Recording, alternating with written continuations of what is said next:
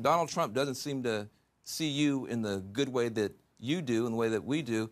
Here's what Donald Trump had to say about you, and I want to get your reaction to this. He said it at the National Prayer Breakfast. This is... I hired a big movie star, Arnold Schwarzenegger, to take my place.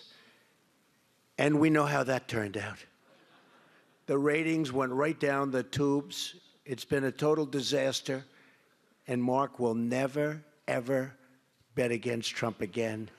And I want to just pray for Arnold, if we can, for those ratings. Now, this is the President of the United States. You're laughing. You're laughing. You see, he's laughing. Because I think it's funny. Well, I think it's funny.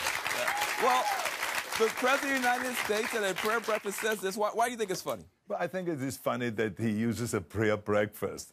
I think, plus, I have thick skin. I mean, this doesn't bother me at all. And it's very funny, and it gave me an opportunity to then go and shout back and say, that the show didn't do well because, 1/3 of the audience left because they boycott the show because you're the executive producer, Donald Trump.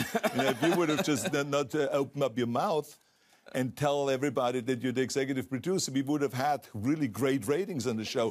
But the advertisers left, the audience left. They hate the guy. So, so they left, and so I was caught in the middle of this political thing there. Well, and so I said, that's why I said I'm not going to do the show again. Well, how does it make you feel when you think about the fact that the party, and those Republican voters, they may not like your show, but they sure like Donald Trump?